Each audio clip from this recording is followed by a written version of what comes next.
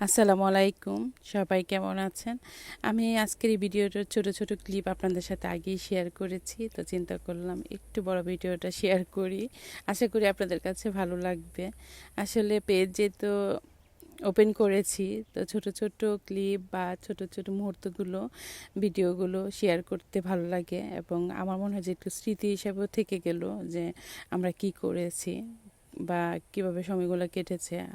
আসলে 1 বছর বা 2 বছর পরে এই সময়গুলোই মনে হবে যে কত আনন্দময় ছিল। সময় যত তাড়াতাড়ি চলে যাচ্ছে বা চলে যায়, স্মৃতিগুলি থেকে যায়।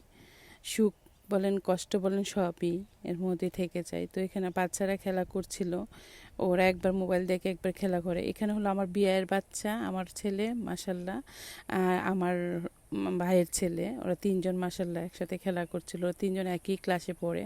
তো ভাবি হলো আজকে না সরি, সানডের ব্লগটা শেয়ার করছি এটা। তো সানডে ভাবি হলো আমার এক ভাবির ভাইকে ইনভাইট করেছিল বাসায়, বিআইকে।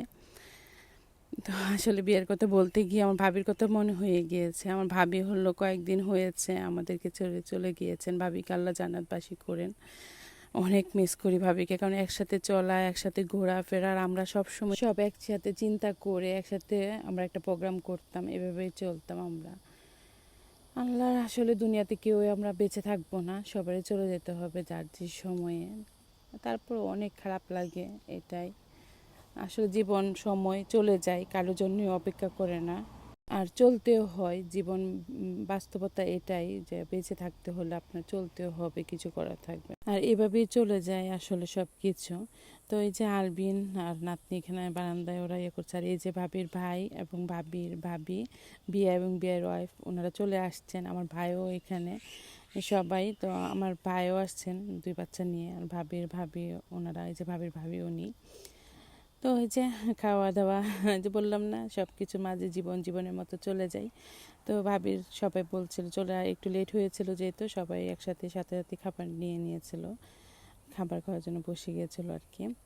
তো আমরা সবাই খাবার খাচ্ছিলাম, আর এই গল্প। আর আমরা আসলে বাঙালিদের প্রোগ্রাম মানেই হলো যে খাওয়া দাওয়া আর গল্প, এটাই। সবাই একটু বড় বড় খাবে একটার পর একটা। আর বাচ্চাদের জন্য একটু কার্টুনও দেওয়া হয়েছিল, গল্প করছিলাম সবাই।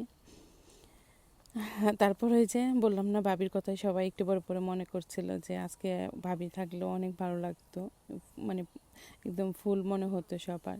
তো আমরাও খেয়ে নিচ্ছিলাম সবাই একসাথে বসে। আসলে এই ভিডিওটার ভয়েস দিতে আমার অনেক কষ্ট হচ্ছিল, ভাবির কথা মনে হচ্ছিল, সব কিছু মিলিয়ে আমি 2-3 বার কি আরও বেশি সময় নিয়ে আমি ভয়েস দিয়েছি ভিডিওতে। তো এই যে সবাই আবার পিকচার উঠেছিল। আর এই পুডিংটা আমি বানিয়ে নিয়েছি, আমি পুডিংটার রেসিপিটা আপনাদের সাথে শেয়ার করব। একদম 5 থেকে 6 মিনিটে মাইক্রো ওভেনে পুডিংটা বানানো যায়, আর খেতে মাসাল্লাহ সবাই অনেক পছন্দ করে। কেউ বুঝতে পারে না এটা যে মাইক্রো ওভেনে আমি 5-6 মিনিটে বানাই, কারণ পুডিং আমার অনেক পছন্দ। তো এত সময় লাগে দেখে আমি বানাতাম না, কিন্তু একদিন ট্রাই করলাম যে মাইক্রো ওভেনে হয় কি না, দেখলাম যে হয়ে গিয়েছে। তারপর থেকে আমি মাইক্রো ওভেনে বানাই। তো আমি আমার ফ্যামিলির সবাইকে রেসিপিটা দিয়ে দিয়েছি, চিন্তা করলাম আপনাদের সাথেও শেয়ার করি। যদি কারো কাছে ভালো লাগে এটা করবেন, বানাতে পারবেন, তাহলে আমার ভালো লাগবে। তো আমি ইনশাল্লাহ শেয়ার করব সবার সাথে। তো এখানে ভাবি চা বানাচ্ছিল সবার জন্য, বিকেলবেলা সবাই চা খাবে। আর ভাবির এই চাটা এত মজা হয়, আমি অবশ্য খাই না, একটু টেস্ট করি, কারণ দেখি লোভ লাগে যে চাটা একটু খেতে হবে। ভাবি বাংলাদেশ থেকে এবার শিখে এসছে চা বানানোটা, আর ভাবি এখন সবার জন্য চাটা বানাতে পছন্দ করে। আর এখানে ভাবি বলছিল যে ননদের জন্য চা বানাই, আমি বলছিলাম যে আমি তো খাই না এরকম। আর আমাদের বিয়ান উনি বলছিল যে একমাত্র ননদ অনেক ভালো। আমি বলছিলাম যে ননদ ভালো, ভাবিরা জানে ভালো কিনা। আসলে একটা সম্পর্ক সুন্দর রাখার জন্য দুই পক্ষেরই কিন্তু সুন্দর সম্পর্ক, সুন্দর ভালোবাসা থাকতে হবে, তাহলে একটা সম্পর্ক সুন্দর থাকে। না হলে কিন্তু থাকে না, একজনই শুধু ভালোবেসে যাবে আর একজন শুধু তিয়াক্কা দিয়ে যাবে, এটা কিন্তু হবে না। দুজনেরই সেম ভালোবাসা থাকতে হবে, তখনই একটা সম্পর্ক সুন্দর থাকে। আলহামদুলিল্লাহ আমরা সবাই চেষ্টা করি যে সবার সব কিছু ভুল ত্রুটি নিয়ে, ভালো মন্দ সব কিছু সবার থাকে, এগুলো নিয়ে আমরা সুন্দরভাবে সম্পর্কগুলি সুন্দর রাখার জন্য, আর এটাই দরকার। আর এই যে ভাবি চা খাচ্ছিল, আর ভাবিরা আসার সময় ওনারা আবার মিষ্টি নিয়ে আসছিলেন। তো সব বাচ্চাদেরকে ডাকা হলো যে তোমরা ওপেন করো, করে খাও। তো ওরাই একজন পর একজন খুলছিল, আর দেখলাম যে আমার ভাই বলছিল যেরকম বা মিষ্টির প্যাকেট খুললে সবাই আমরা কে কার আগে নিব, তো এরকম করতাম। তো ওরা তো ভালো পাটি চামচ নিচ্ছে এরকম, আমরা তো হাত দিয়ে বা বক্স নিয়ে দৌড় দিতাম, এরকম করতাম। আসলে ওই সময়টা অনেক মজার, বাচ্চাদেরকে যখন দেখি আমাদের কথা মনে হয়ে যায়। আর ওরা তো সুন্দরভাবে বাটি চামচও নিচ্ছিল মজা করে, এরকম করে আমরা মজা করছিলাম। তো ভাবিও সবাইকে পিকচার উঠাচ্ছিল।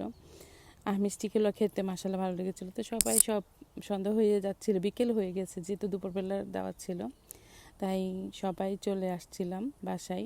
তো আমরা চলে আসছিলাম, আমার সাথে এই সুন্দর ওয়েদারটা একটু ভিডিও করে নিলাম। তো সবাই ভালো থাকবেন, দোয়া করবেন, সবাই সবার জন্য আমরা দোয়া করি। আল্লাহ হাফেজ।